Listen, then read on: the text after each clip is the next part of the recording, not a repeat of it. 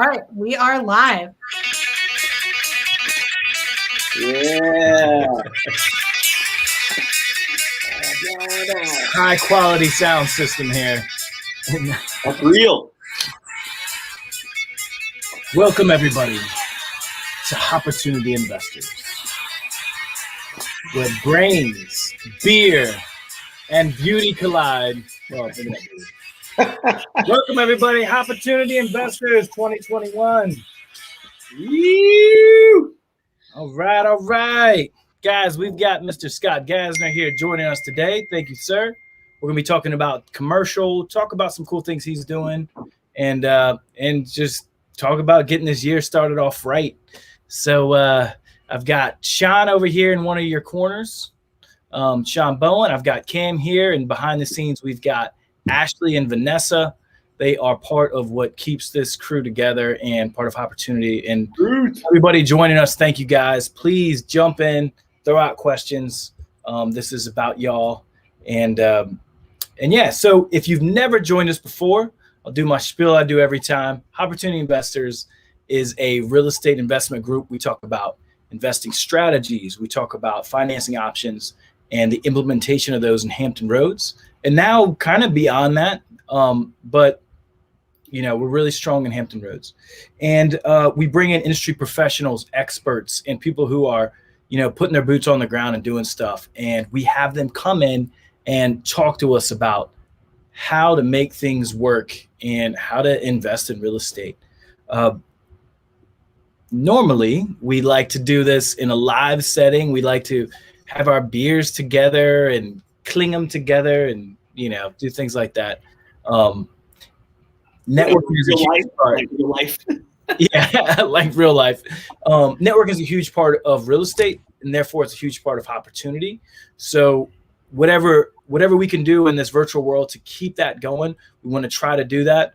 But when we meet in person, I think that is one of the best things about this group. That is actually how I met Scott, right? I met you at a Hopportunity investment meeting. And you know, that's what we want it to be about, meeting guys like Scott who can teach us something else that we don't know. Everybody's got something to offer. And if you're here, if you're new, even if you've never done a deal, you've probably got something to offer. And really, it's all about forming that network around you of different people that can help you with different things, and you can provide value to them. So guys, before we go any further, please join us for a toast. Raise your glasses. May your castle be secure and your cup overflowing. Bing!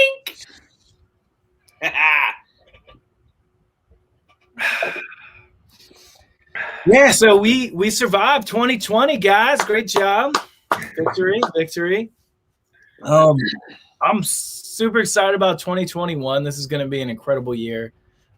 It's so like what's exciting to me is that every like time I think I know what's going on, I don't. Like there's some things that I'm like, okay, yeah, I was real smart there. And then other things I'm like, I just didn't even comprehend that this could ever be our reality, you know?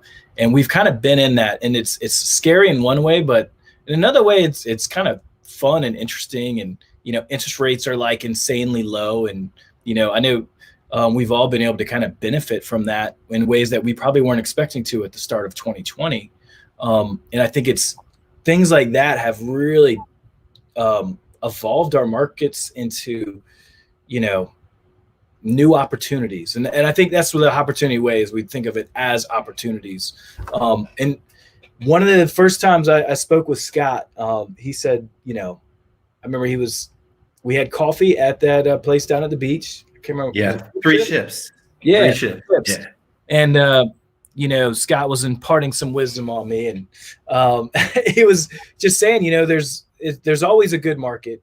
You just have to, you know, find out where that is and how to go after it. And so that's something I've definitely taken from you, man. And in this last year, I mean, I think if you were planning on something in 2020, it probably wasn't what you expected, but hopefully you were able to make some twists and some turns and make it work for you. So without me just rambling on anymore, I'm going to hand it off to Mr. Shawn up there to kind of run through some logistics and help us out. Awesome. Guys, thanks for joining us again. Again, like Alex said, we're done with 2020, we're into 2021 and starting new things, new year. So first, guys, if you would, and you're checking out your phones for a hot second, go to the YouTube page at Hopportunity and like us over there, subscribe, hit that bell so you can see when we hit these notifications, and you can see all these videos. You can see some of our past stuff, and then obviously all the new stuff, right? Tons and tons of, I won't say hours of videos over there for stuff we've done with meetings like these, right? Also, check us out at our Facebook page and give us a like over there and check us out so you can follow us. And then we can get you onto the private page, and you can meet some of the people here in Hampton Roads and maybe some people beyond that. As always, I'm Shawn Bowen with Full Circle Investment Group. We are with wholesalingoutofthebox.com. Alex and I have been doing this for a long time, and we're coming on, what, 3 years, 4 years? Alex, 3 years. Three. So 3.5-ish. And yeah, guys, it started from just having a beer, and we started talking to real estate, and now we're here to this, where hundreds of members have joined and tons of deals have been done, and people have made great connections. So we appreciate you guys joining us. And if you ever need anything, feel free to reach out to any one of us here that we can try to help you. The big thing at Hopportunity is we focus on what is real. We are not pie in the sky idea guys. Right? These are guys that are actually doing the business, know what they're talking about, and actually doing it. So that's what we pride ourselves on. So I'm not going to take up any more time. Again, I want to thank Ashley and Vanessa for always helping us, because we wouldn't be able to do this without them. So thank you so much, ladies, for making this smoothly run in the background for us. But yeah, let's get right to Scott, and Alex, go for it.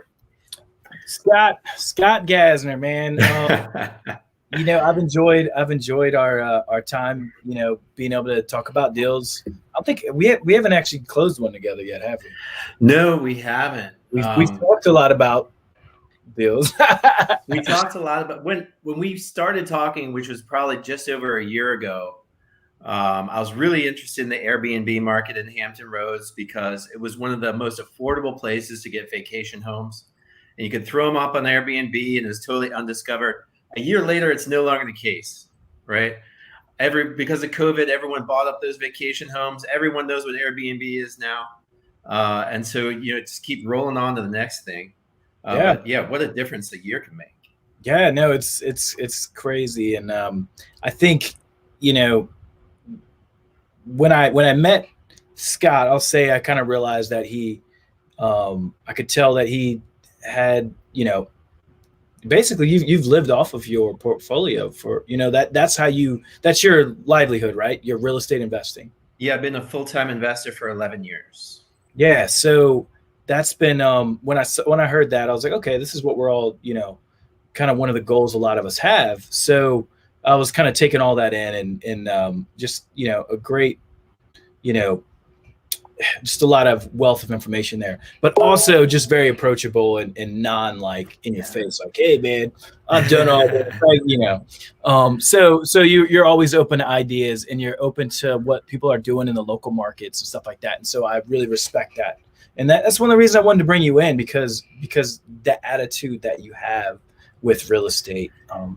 And I love the Hampton Roads market. I think the Hampton Roads market is one of the best markets in the United States, mostly because it's relatively undiscovered by a lot of the big national investors. So I think there's a tremendous amount of opportunity, guys. If you're in the Hampton Roads area looking to invest, just stay creative.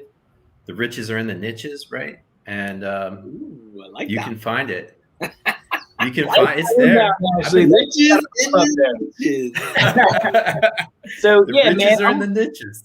Yeah, we thank you for coming on here. I don't think there's anything else I have to say except for, man, do your thing, and we'll listen and we'll pop in when we got some questions. But if you want to share us your story and, some tips and tools that you might have, we would love it, man.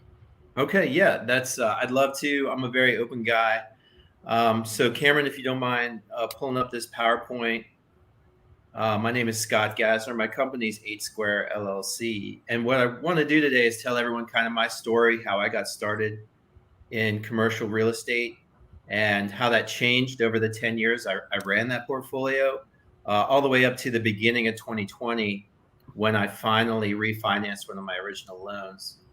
And I'll let you guys be the arbiters, or just let me know, do you think I did the right thing with my portfolio at the end? When you look at what I did over 10 years, was it the right thing to do, given COVID? And we'll see. We'll see. So let's go to the first slide. I've always found this. Oh, sorry, the next slide, Cameron.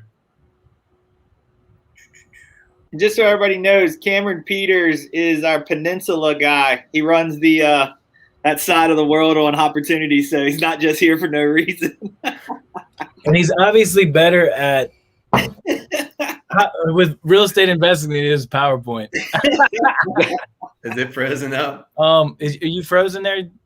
No, you got the next slide, No. Alex. Alex, you're controlling this. Oh, how did you put it on there? That's Oh, there you go.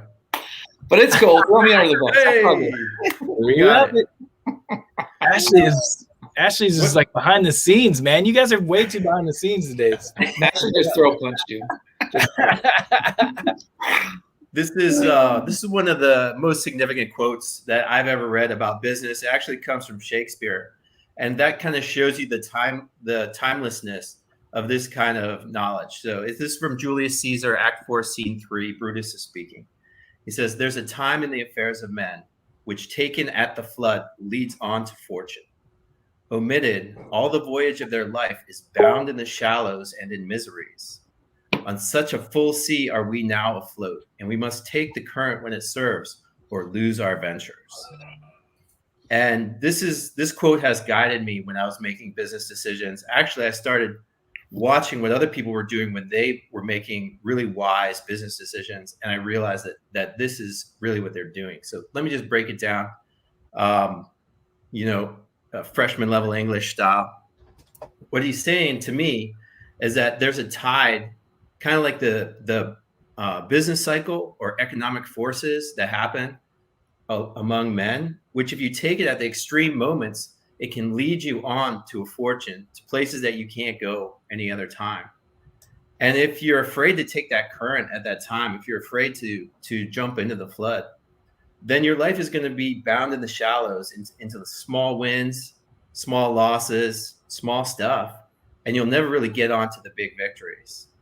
And then he says, on such a full sea are we now afloat, and we must take the current when it serves.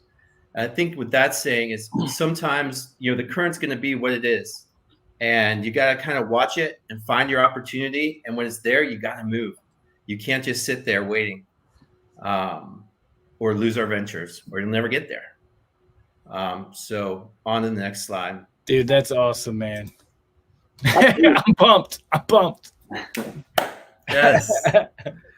So just my story. I grew up in an entrepreneurial real estate family. My dad followed kind of the poor dad path. He got a PhD. He became a professor at a university, and he very quickly found that his salary was, really stuck at certain levels in between other professors. He couldn't dictate his own salary. He just got what he got. And so he started up his own company on the side. Initially, he was a consultant. He got a lot of money doing that. And then he moved on to real estate investing. And he became very successful. So while I was in grad school, I went and worked for my dad's real estate company. And I actually rewrote his accounting system using Microsoft Excel and Microsoft Word. And I didn't really enjoy the real estate field, honestly. But man, there's a lot of money there. I was pretty impressed by that. But I figured I could do just as well my own way. So I went into the corporate world. I was working for these big international banks for a while. But pretty soon I found I was stuck in the same situation with a salary that changed, 2 or 3% per year, fighting for promotions with other people. Other people I didn't even know were controlling my salary, controlling who got hired. I really didn't have much to do with it. And even when we were successful, there was always a chance that the company would be downsizing, people get fired. And so I think I found out the same thing my dad found, which is it's just better to be on your own feet. And so in 2008, I was working this corporate job. There's a big economic crash happening. I knew that there was downsizing happening. Didn't matter how good I was at my job. I was probably going to get the axe. And so I started looking around for my current, right? My tide in that flood. How am I going to grab onto this opportunity? And it just so happened that at the same time, my dad was really sick of the real estate world and wanted to retire. So he sold me his entire company. I basically bought my father's entire life's work at the age of 34. He turned it over to me. He wanted to retire. And within a month, he moved to Florida, and I moved to DC from Oregon. And my wife and I both quit our jobs. We moved across the country. My wife had never seen these strip centers or anything. We bought 5 of them, and we just gave up everything and went. And it was one of the best decisions of my life. Awesome. That is cool. So moving on. What I want to talk to you guys about a little bit today, or what makes me a little different, is that I did start with shopping centers, which is commercial real estate. So I know a lot of you guys are mostly dealing with single family homes. So I'm going to kind of shed some light, some things I've learned in the commercial field. Really, the difference between residential and commercial real estate has to do with the use of the real estate. Or you might think of it as like a type of real estate. Retail is commercial, office, warehouse. Multifamily, when it's over 10 units, is considered commercial. And special uses, things like airports, churches, those kinds of things, also commercial. And so basically, it's any kind of real estate that is residences of more than 10 units is generally considered commercial. And the other thing about it is it almost always has to have scale. Most commercial loans, they're not going to be willing to loan you anything under $1 million. So if you're looking at buying a corner store for like 250 grand, okay, it's still commercial, but that's about the smallest commercial you're going to find. Most commercial is going to be multi-million-dollar buildings. The other thing you have to know is because you're dealing with businesses, there's a lot more regulation. These business owners are going to be setting up a space where members of the public are going to come and expect to receive some kind of service or buy a product or something like that. And so there's all kinds of regulation about how they set up their commercial space, whether or not they're licensed to operate. And for instance, if they're a restaurant or something, they have to meet certain health codes. They have to have fire exits and that kind of stuff. Another thing to know about commercial is that credit is totally different. Usually when you're buying a house, you're getting an agency loan from Freddie Mac or Fannie Mae or something like that. And there is agency debt in commercial, but it's mostly around multifamily buildings. If you're buying multifamily apartments, you can still get agency debt from Freddie Mac. But also, if you're doing like building a new construction small business, like a gas station or oil change place, the Small Business Association might give you a loan. And that's also agency debt. It's very low rates, really beautiful stuff. But most of the time, if you have like a shopping center and you need to get a loan, you're going to be borrowing from either a private bank, a hedge fund, or an insurance company. And then there's some really exotic stuff out there where you could be getting into like a CMBS, commercial mortgage-backed security, where your rate is based on LIBOR or something kind of weird. So that kind of stuff is out there too. And those kinds of CMBS loans are traded all over the globe. So they're just generated here, and you never know. Someone in Dubai could own that thing, or a million people could each own a slice of it. You never know. But another interesting thing about it is that you can get non-recourse debt. Non-recourse means that if you fail to make your mortgage payment, the lender's going to come after the building, and there's no personal guarantee. So as the owner, you don't have to worry about the mortgage company coming after you if they foreclose. They just come after the building. So it is the building, after all, in commercial loans that justifies the loan, not the borrower. And so it's fairly typical, especially when you're at scale, to have non-recourse debt where you really have no concern about losing your own money. And the last thing I'll say is that there's really no safety net. When you're buying single family homes, you have a lot of agents, real estate agents helping you out. You have people giving you home inspections. There's a lot of laws around what can and can't happen. Once you get into commercial, that's all off. Any kind of deal you make, you have to watch your own backside. And so you really need attorneys to look at everything. If you're going to make a purchase agreement to purchase commercial real estate, you're going to have an attorney constructing a document for you individually that you will then pass to the seller, and their attorney will look at it, and the two of you will agree on a purchase agreement through attorneys. And everything's negotiable. So let's move on. Okay, self-managing. Scott, can I ask you a question? Yeah. Can I ask you a question about that last slide? Yeah. So I'm interested to know from your perspective, purchasing commercial real estate, whether the regulations specifically, how heavy does that weigh, if any, on your decision to buy a certain space over a different space? For example, like you mentioned, oil change place, or something that has a lot of hazardous waste, a lot of regulations and things like that, versus a retail clothing store. Obviously, that's night and day. With you as the investor, as the purchaser, not down in the weeds, but are these your concerns when you're doing due diligence or no? Absolutely. You cannot get a commercial loan without doing environmental phase 1. Okay. Which means they're going to come out and just check for kind of basic stuff. They're going to look at the history of the building and see if there's any reason to be concerned. If they find anything, the bank is going to require an environmental phase 2, which is going to take another 60 days. It's going to be a more expensive, invasive thing where they start doing air samples, soil samples, that kind of thing. There are all kinds of things that the EPA is going to be concerned about. But then every state you're doing business in has their own EPA. So that's 2 layers of regulation just on environmental protection. But to answer your question, I knew a guy who bought a small corner retail center that had been dark. It had no tenants in it for years. He bought it and tried to put in his clothing store, and the county shut him down right away. Why? Because the square footage that he used for his retail store required a certain number of parking spaces. And this building only had 5 parking spaces. So it wasn't enough parking spaces for him to have a retail use. And so he couldn't use it for retail. He went through all the different uses. He couldn't figure out what he could use it for. Nothing really. And so based on regulation, even though the space was there, he couldn't put in a store. He couldn't put in anything. He had to redevelop. Wow. Damn. Yeah. So That's Yeah. regulation is no joke. It is no joke. And the cities determine, which way they're going to go, and they're hard to switch directions if they're in that direction. There'll be a ratio of square feet to parking. There'll be certain businesses that have to be far away from churches and that kind of stuff.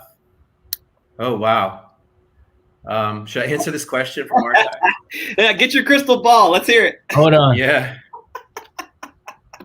Yeah, I mean, I don't know. There's going to be something, but I don't think it's going to be that bad. I have a bunch of single-family homes as well, and I haven't had that much delinquency. So I think there'll be a certain number of people, but I think most landlords would rather work it out if they have the opportunity. So for those people who have just had income disruptions, I think landlords try to work it out. But for those people who have been gaming the system, they're all going to get evicted at once, and they're going to have a hard time finding something new. Because guess what? We all check references. So I think there'll be a lack of demand of qualified, good credit demand for a little while. But in the end, I'm still at 95% collections, so I'm not that worried about it. Nice. All right. You knew it was going to come up. The average cap rate for commercial in Chesapeake, I don't know Chesapeake that well, and there's a lot of different kinds of commercial. I bet if you're looking for office space, it's pretty darn high. But if you're looking for high-end multifamily, good luck. So I'd say it depends, and you just figure out what works for you, and then see where you can find it. Ryan, write us a little more specific. What are you looking for? Like multifamily versus like he was saying, commercial. Like he might be able to give you a little bit more talk to it. And we can jump on that a little bit later too. Yeah, we'll come back to it for sure. Scott can keep rolling. Let me keep zooming because I don't want to have everyone hanging out all night. Although it is fun to drink beer. So here's the problem. Here's the thing about jumping into commercial real estate when you have no experience in real estate, is that everyone else who has a shopping center, they have a leasing agent that they're paying for, who's a professional leasing agent. It's all they do. And so they're going to be a lot better at attracting clients than you are. They're going to have contractors that they know that they work with. They might be big enough to have their own on-site facilities management. They might have professional bookkeepers and all this stuff. And the other thing you notice is that the moment you mention the word commercial to a contractor is that the price goes up by 50 to 100%. Now, why is that? Well, number one, they need a special license if they're going to work in a commercial space. A lot of people can be, licensed to do electric in, residences, but if you want to do commercial, you need a second license or a higher end license. Plumbing underneath a commercial shopping center is just a way bigger scale, a totally different thing that you can't even work on it as a normal residential plumber. And so suddenly you're not only do you need a different license, a different permit, but also the equipment that you're using might have to be specialized. The kinds of pipes and stuff you're installing may be specialized. And so the materials themselves cost more. The scale is just a lot bigger. And so just taking that step, all of a sudden your costs are going to go way up for all the same stuff. And so kind of my scheme that helped me to survive as a small cap retail guy when I was just starting out on my own was to just do everything yourself. Because guess what? If you're not hiring anybody, no one needs a license. So if you have a vacant unit that you need to empty out, you just hire a dumpster and you just throw in some dirty clothes and you go do it yourself. When you need to do leasing, you look at the standard leases that you were handed when you purchase the retail center. You type them into Word so you can edit them yourself, and then you just do your own attorney work. I'm not a licensed attorney when I say that, but it's a great way to save money. You do your own leasing, you do your own advertising. Everyone else is going to have bigger, better, faster. But when it comes to real estate, location matters. And the people who are looking for a space will find you with just a roadside. There's not that much retail out there. And so you can do it yourself. And guess what? Those people who are paying leasing agents, they pay 6% for that. People who are paying, someone to go do all that work for them, it's a lot more expensive than sweat equity. So you can do it as long as you just do it yourself. And that's the way to survive when you're small. Once you get bigger, you can hire help. And I certainly did after a few years. But the first few years, man, I was cleaning up trash drums in my parking lot, throwing in the back of my truck. What else was I going to do? And I recommend it. Just get gritty. You can do it. That's awesome, man. Getting your hands dirty. Some people are so afraid to do that. It's crazy. You got it. Oh, man. It's like everybody nowadays wants you got to put in the hustle. Roll up your sleeve and go do some shit. Yeah. I think everyone who makes it big in business has that story in the first 2-3 years where you just kind of have to throw down. Totally. Yeah. Absolutely. Okay, so let's talk a little bit about commercial, and mostly I'm talking about retail leasing versus residential leasing. When you're leasing out retail spaces, you often break up the rent into base rent plus triple net rent. For people who aren't familiar to this, triple net is common area maintenance, it's property taxes, and it's master building insurance. Common area maintenance is landscaping, it's maintaining the parking lot, it's sweeping. It may include security. It may include lighting. It may include plowing snow.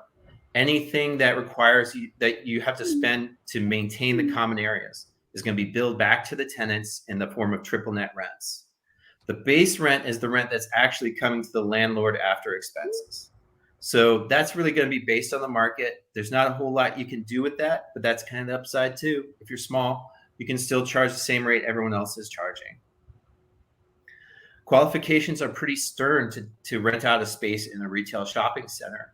And it doesn't matter where you are in town, you're going to have very stern requirements.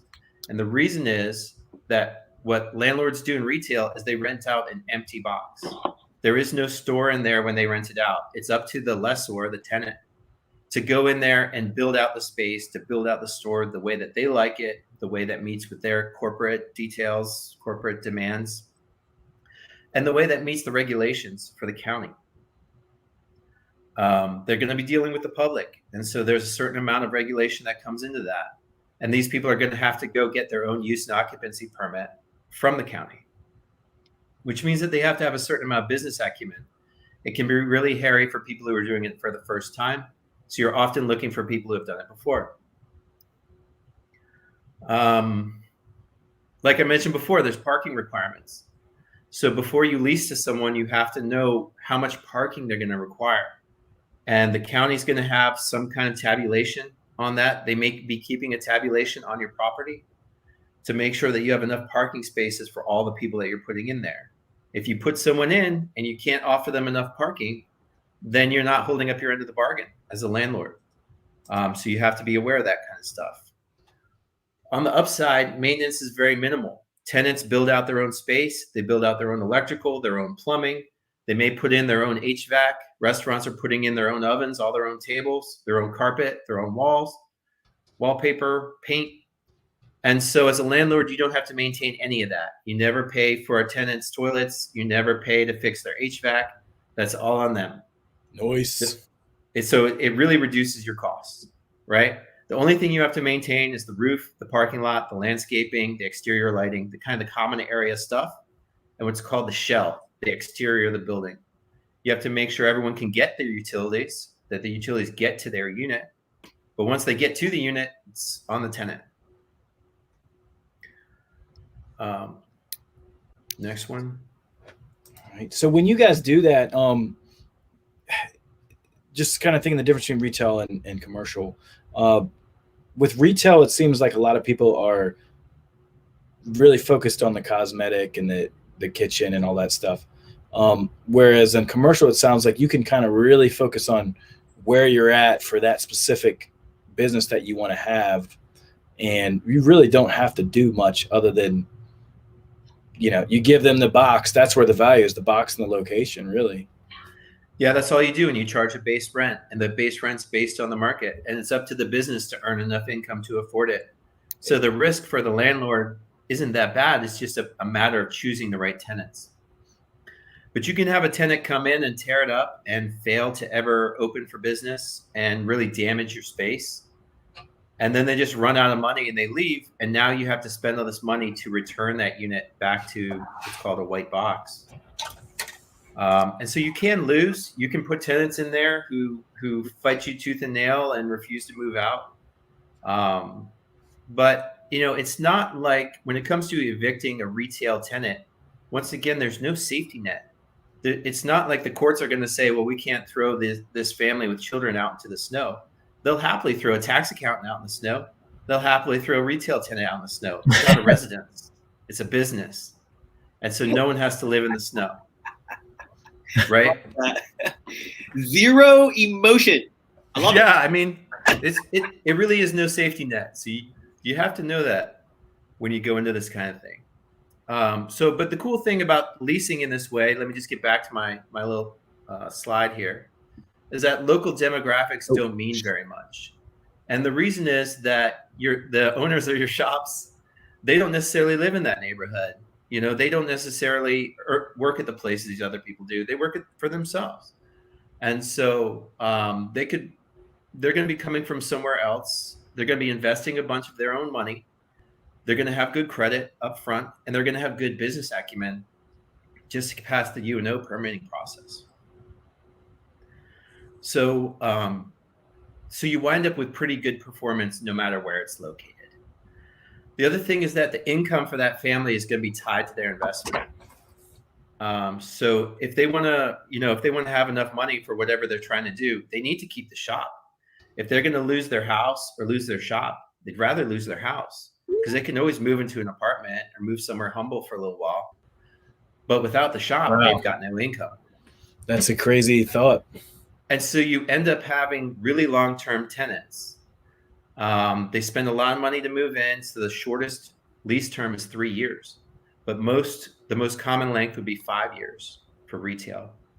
But restaurants, it's not uncommon for restaurants to spend $250,000 just opening up a carry-out pizza joint.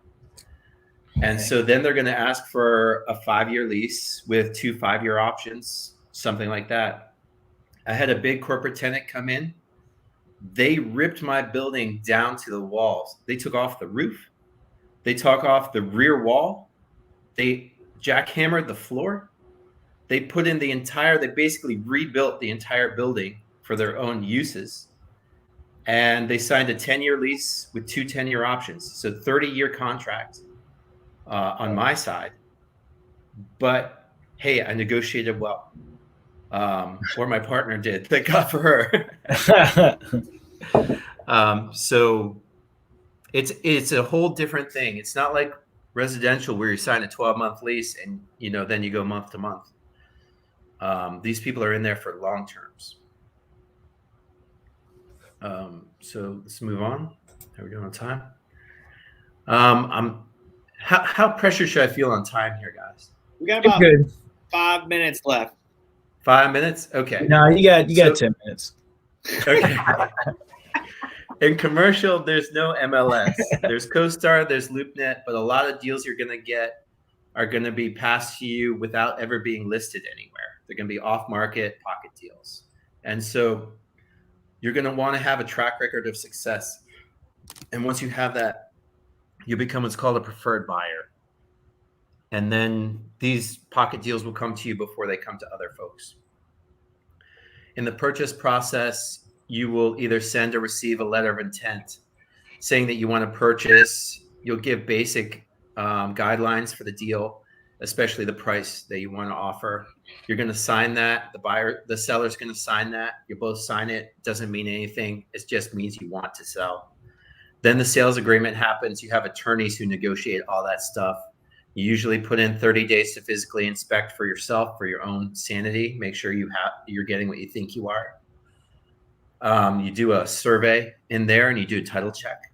Once that comes through, then you do a 30-day financing contingency to make sure that you can get financed.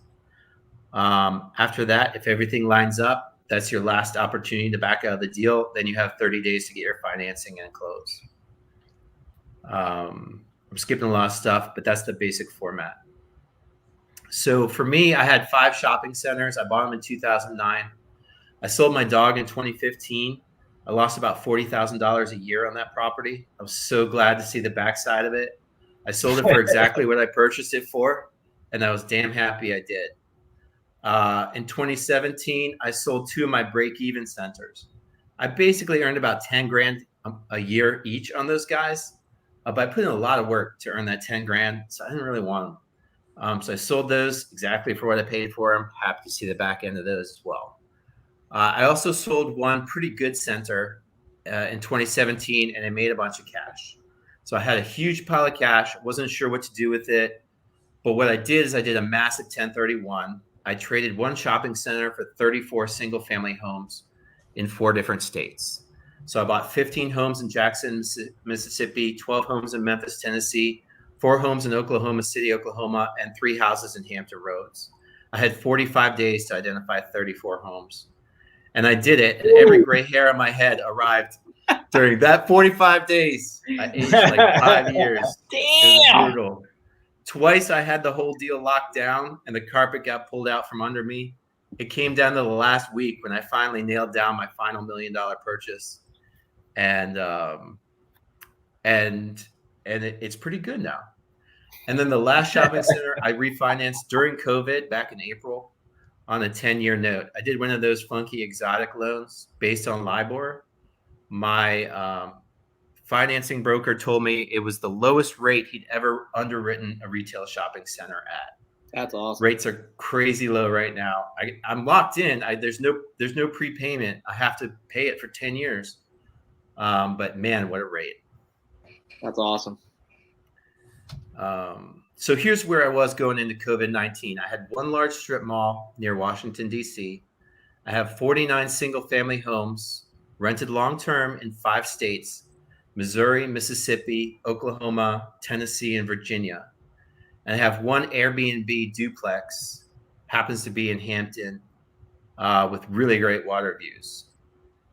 So you tell me, going into COVID, is it better to have 5 strip malls in a city or 1 strip mall and 49 houses in 5 different states plus an Airbnb? I'll take the second part of that statement. Right, because retail really suffered during COVID. I lost a tenant. I had to give forbearance for tenants during COVID when they were shut down by the government. collections actually turned out pretty good, but the businesses are suffering. They're having a hard time getting clients through the door. So I'm having a hard time raising rents. It didn't go very well for retail, but my single family homes, I think all but one are paying their rent on time. And my Airbnb, believe it or not, did really great in the middle of COVID because it was in Hampton where people could escape from New York, New Jersey, these lockdown states, escape down from Massachusetts and take a breather somewhere where they could go outdoors and enjoy the beach. So my Airbnb did great this year. That's Nice. awesome. That's really cool, man. So once again, portfolio management, I always recommend diversify. And Alex knows it. I never stick with a single type of real estate. I start with retail. Now I'm in single family. Then I went to Airbnb. And now the tide has changed again. And I'm taking the current where I think it's the strongest. But I'm going to keep quiet on that one. I was just about to ask. Nah, that's great, man. That's great. And one thing I'm noticing, so just real quick, because you're kind of you've been in both worlds. You've got all these single family homes now. What do you think of the factor of appreciation with this single family home portfolio you have and the commercial portfolio? Does that play any weight in that? Absolutely. So what I'm doing is I'm taking my money and I'm putting it in one spot where the current's really strong. When that current gets slack, I'm going to move it somewhere else where the current is strong again. So you really need different asset classes to be able to play that game. Residential is on this kind of business cycle curve. It has ups and downs, and it's irrational. It doesn't necessarily depend on other market factors.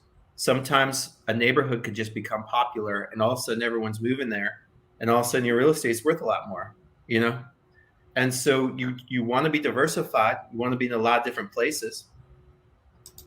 But when you catch that tide, you want to sell your single family and go to something else. Retail shopping centers are based on the rents that you can get in that market. They're going to change very slowly. They're going to change about 3% a year. It's going to be very steady. Businesses will pay their rent in a good market. Businesses will pay their rent in a bad market. And so it's not going through those business cycle fluctuations. So in a really good market, it's a good time to sell your houses and go into retail. In a really bad market, it's a good time to sell your retail and go into houses. This is kind of the game you play where you switch from one asset class to another to capture the appreciation where it is and leap away from where it's already happened. Man, that's why we got you on here, Scott. You got to be hopping. Yeah, man. Hopping. I love it. Well, I would say majority of our base is really people that are getting started. And so it's really hard not to be narrow-minded. I mean, you're like literally stuck on a specific strategy, right? And like very specific. Oh, yeah. And then eventually it's like, well, what happens after that? What happens after that?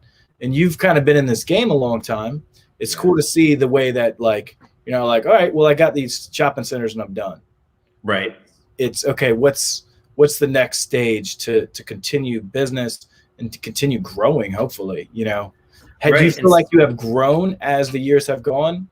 Or do you feel like you've just kind of moved things around? Absolutely. To me, it's always a game of figuring out what the next great investment is. And there's always something great. Kiyosaki says, when the market's great, I earn money. And when the market's terrible, I earn money. Yeah.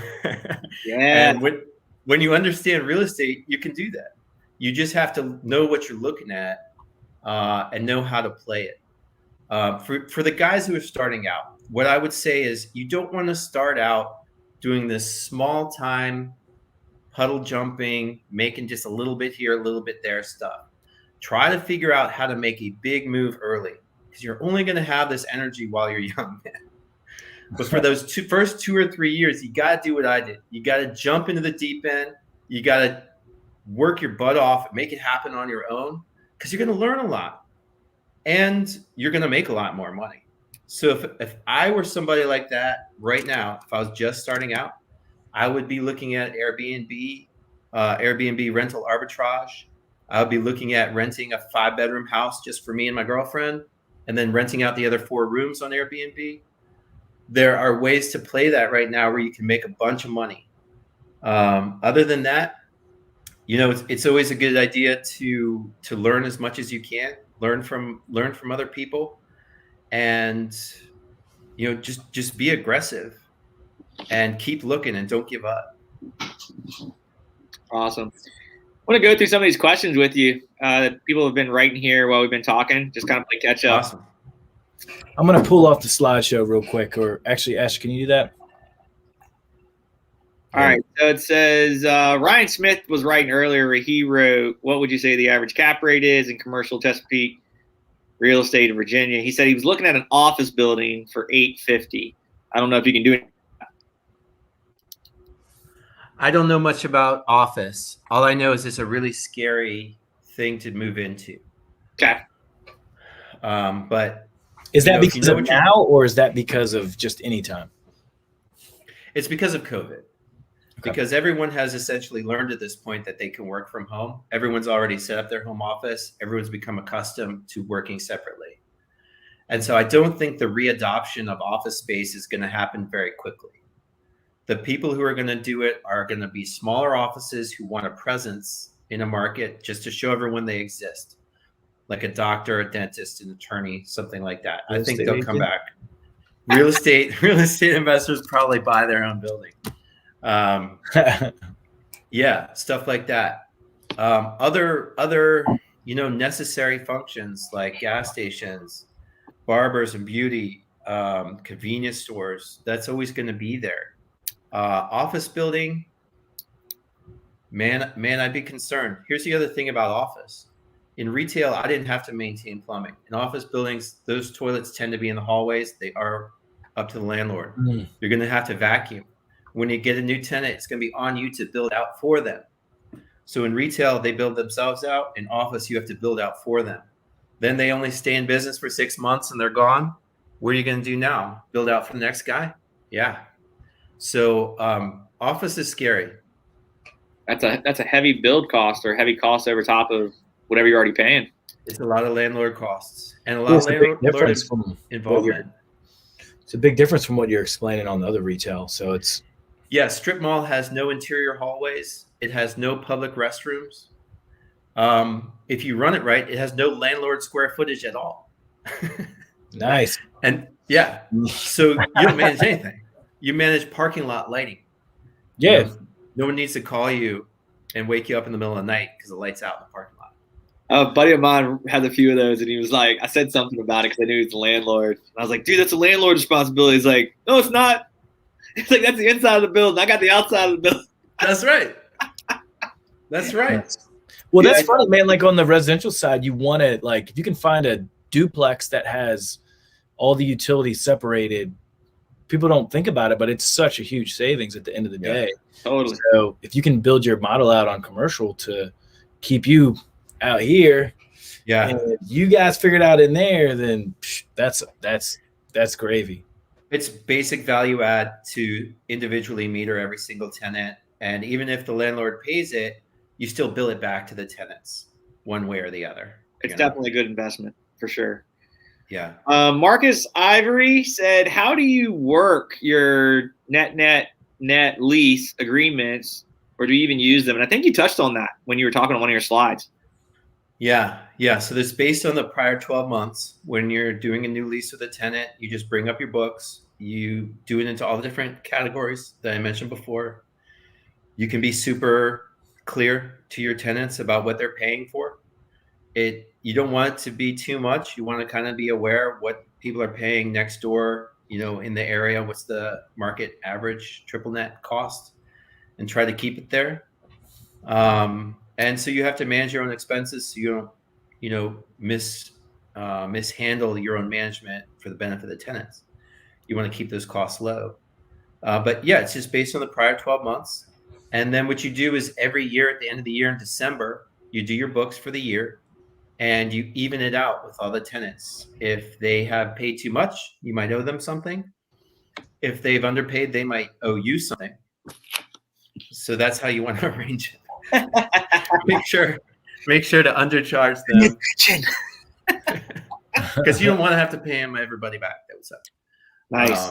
Yeah, but the other thing you can include in there, by the way, is reserves for repairs. So, like my shopping center is 18 units. We put away $25,000 a year for reserves, so that we can redo the parking lot when we need to, redo parking lot lighting, make sure the roofs are in good condition.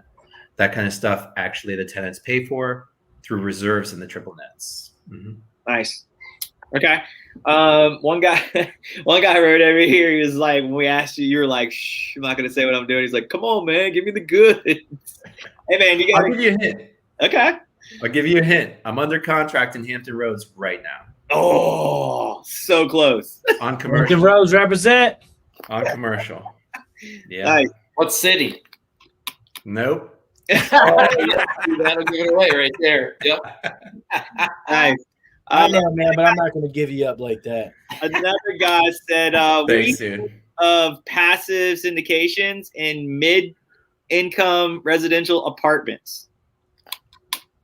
What do you think of passive syndications in mid-income residential apartments? I don't even know what that means. A syndicated purchase on Wait a minute. probably a 50 to 100 unit. I think we lost him. He fell off. He didn't like that question. He bailed. Man, he's like, I'm out this piece. Oh, that's a Pandora's box. I'm out. Yeah, we got to get him back.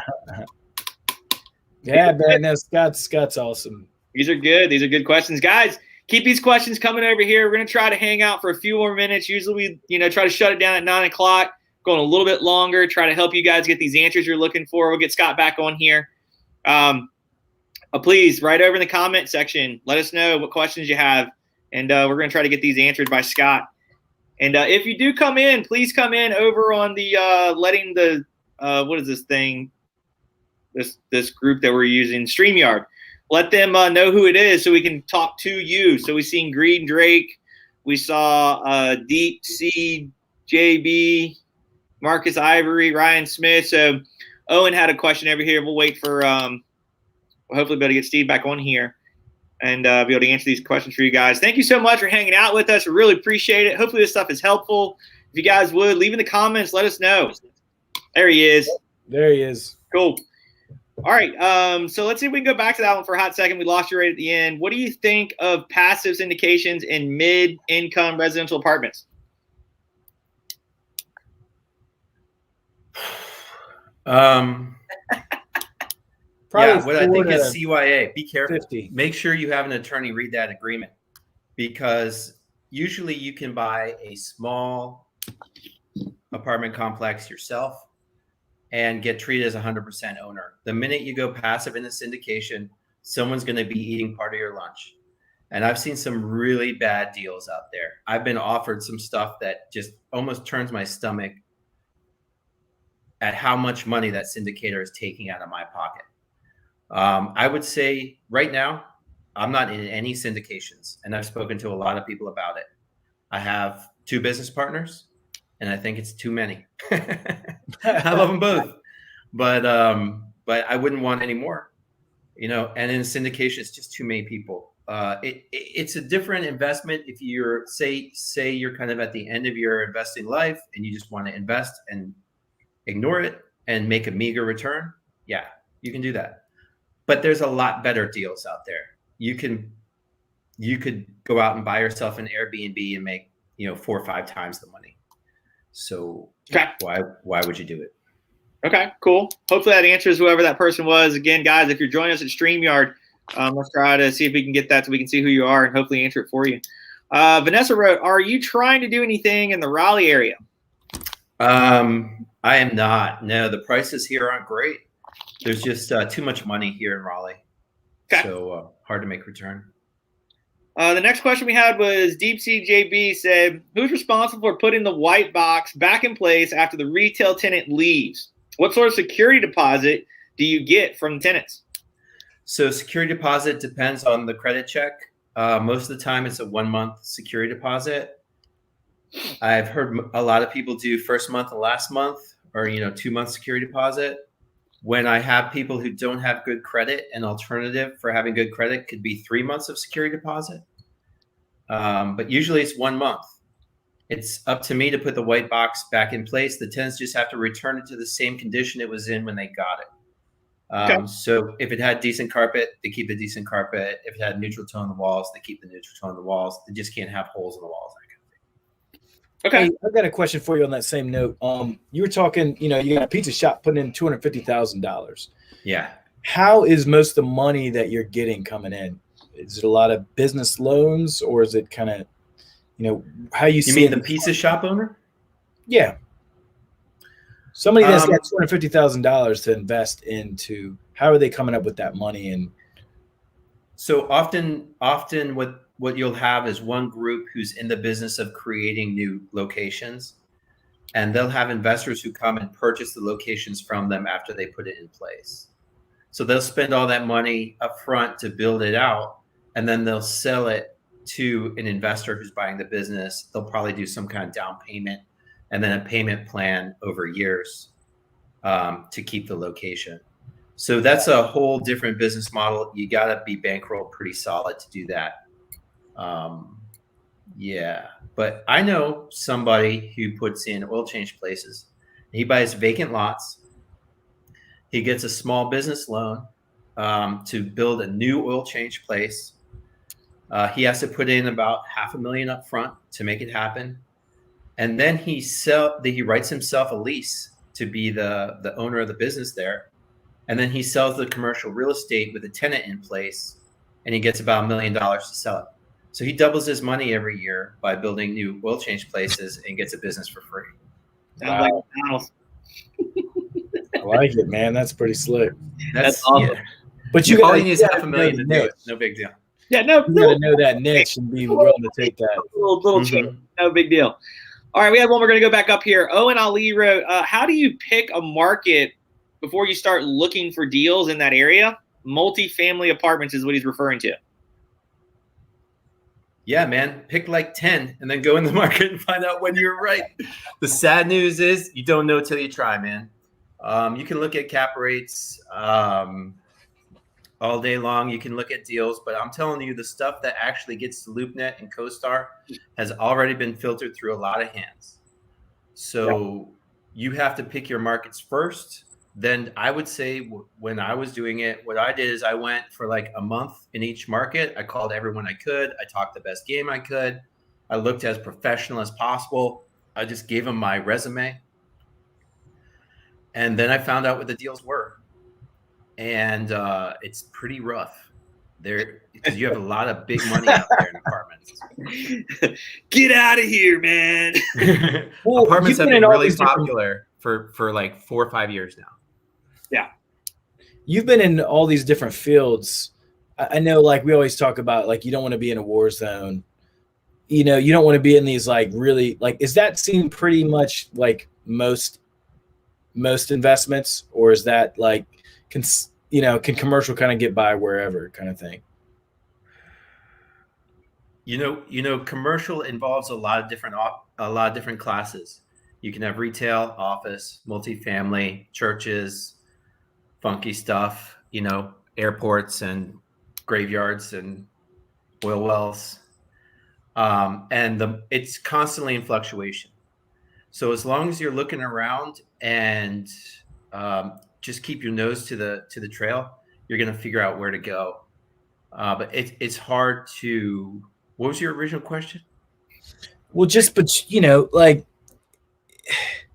I'm trying to say this as a realtor, I have to be really careful, but like, you don't, like, when you're buying residential real estate as an investor, you're trying not to buy in war zones and that kind of thing.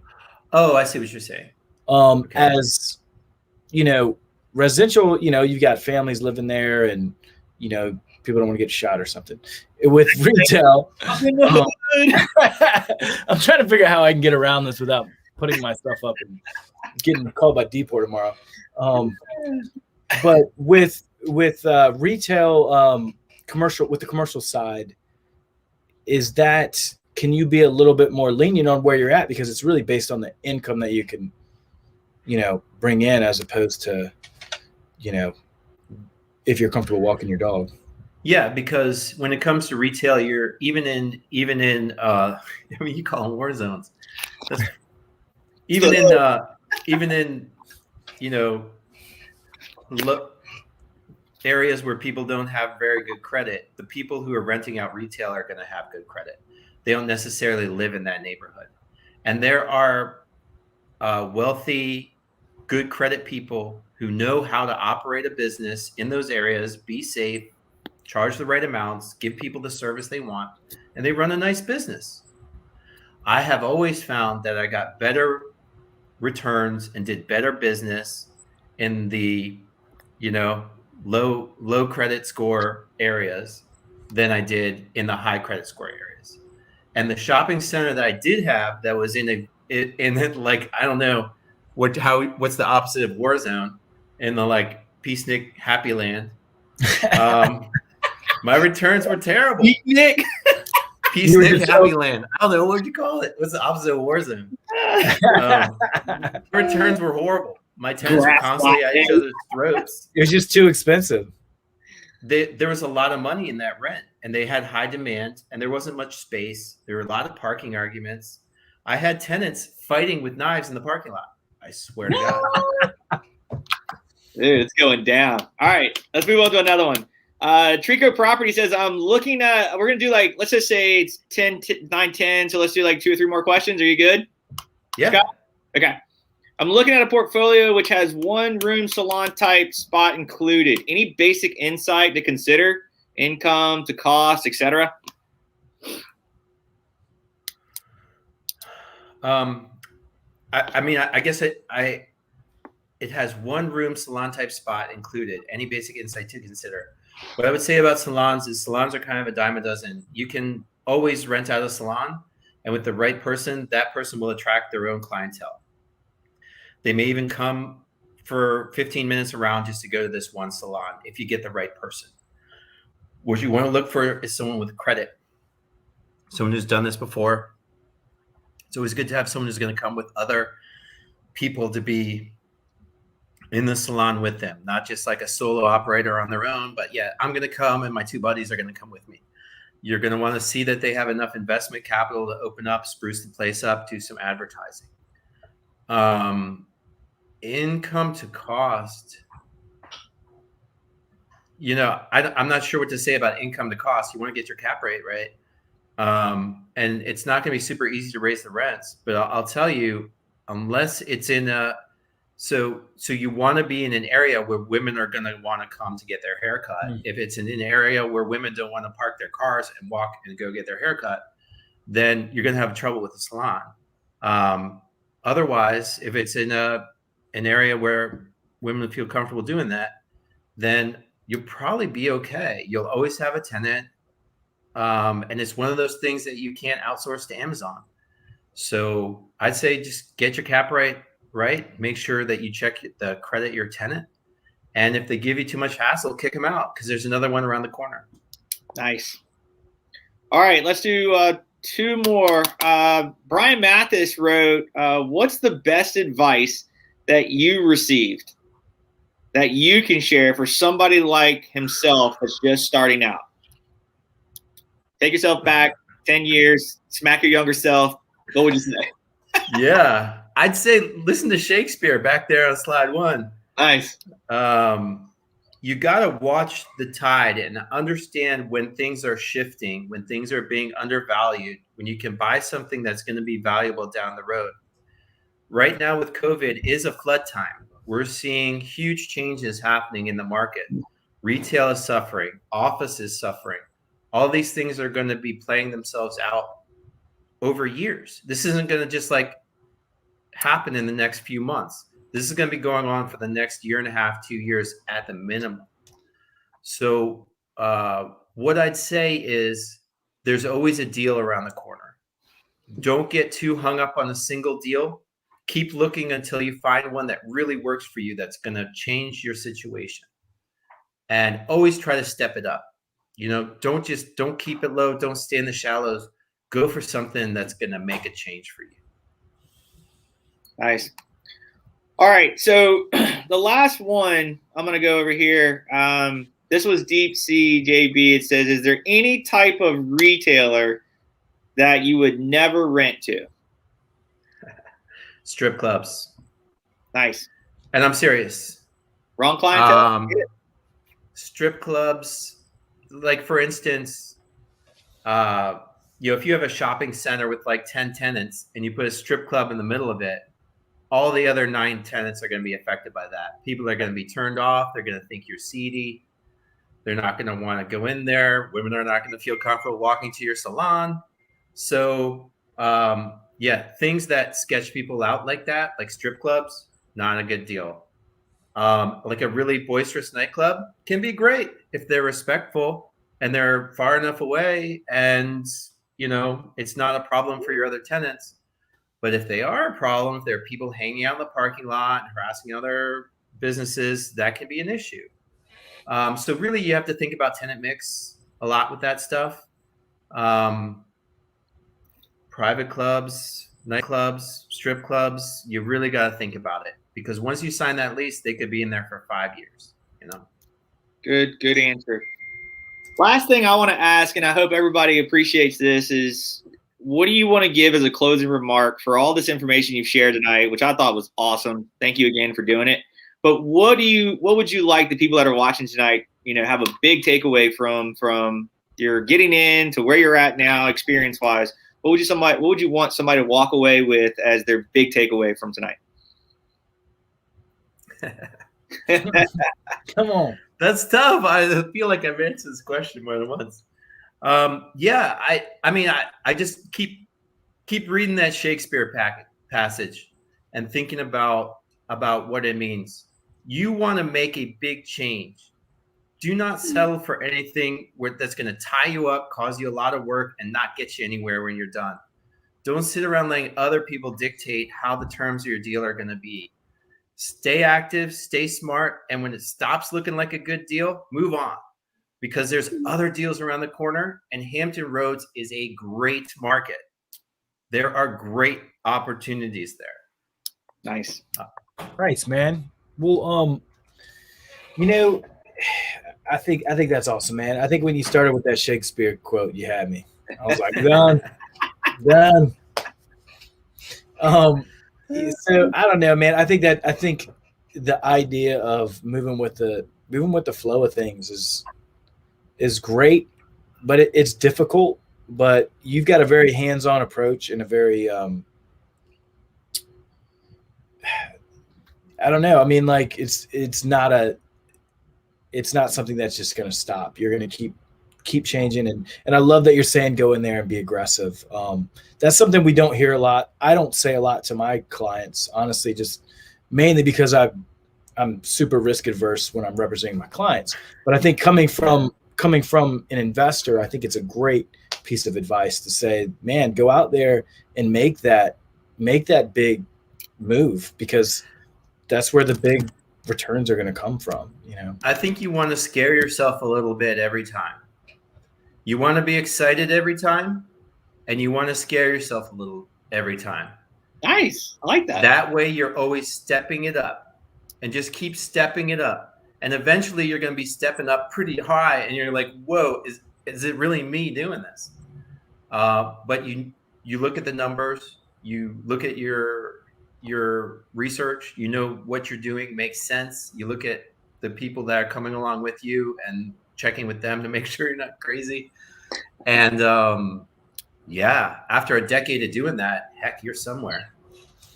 Nice. Awesome. Cool. Guys, I think we should probably call it a night, man. That was great, Scott. We thank you so much for coming on. And, hey, my pleasure. Let me just interrupt you. Thank you so much for Hopportunity. Back when I was in the area, I loved coming to the meetings.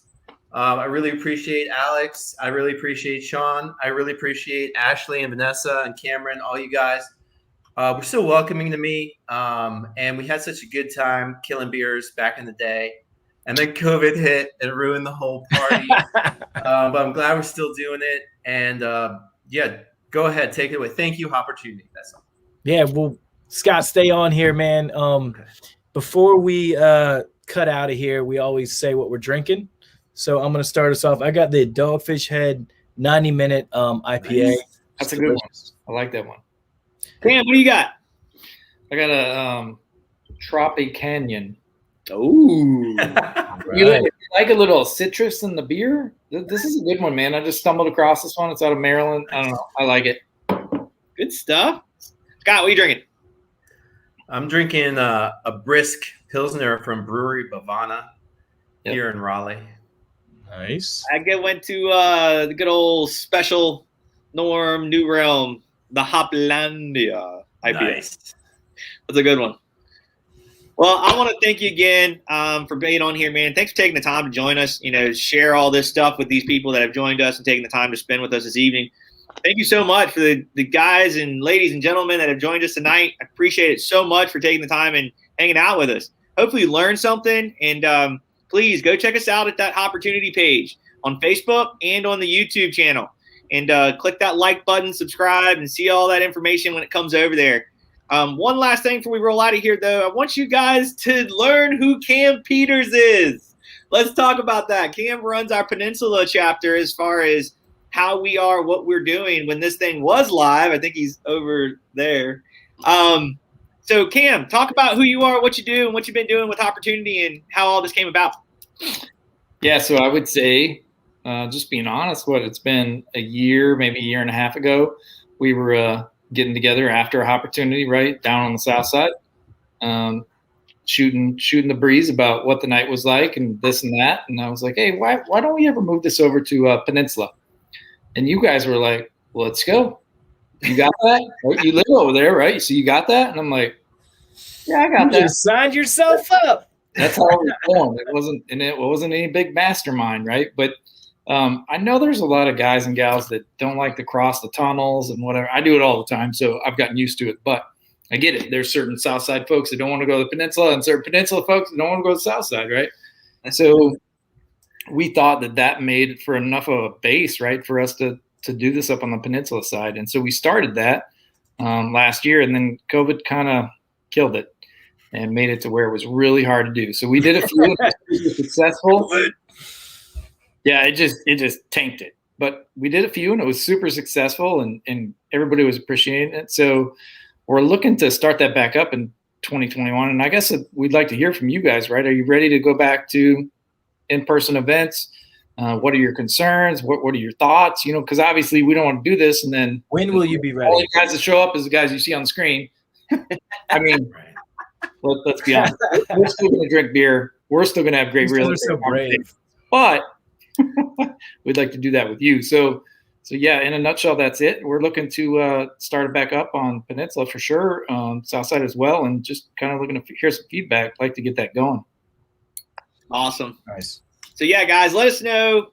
Click over there on that Facebook group. Join us. Give us some comments. Tell us about what you thought about Scott and what he shared with you guys tonight as far as the information and like all that. Like, man, this is real shit right here, guys. Like, this is why we started this. It all started from just having a beer and talking, and it turned into this killer group where people come in and learn. And there's not a pitch at the end of it, like, go to the back and buy this. Nobody wants that shit. That's why this group started. So you get to come here, learn stuff, and really go and put it into work. So again, I want to thank Scott so much for taking the time to be with us, and then share all this knowledge, man. It's awesome. I learned some stuff that I didn't even know about. It was really cool, and that's why I enjoy these things. So thanks, you guys, for joining us. Check us out at those spots, and we'll see you on the next one. And thank you, ladies. I know you're all back there. Come up here on the screen and say hi to everybody. But for Ashley and Vanessa, always making sure that this thing goes off somewhat without a hitch. Well, let's conclude this with some Julius Caesar. On such a full sea are we now afloat, and we must take the current when it serves or lose our ventures. I think that is awesome, man. Thank you, Scott. Right on. Thanks, everybody. We'll be here next month. See y'all next time. Peace. Later.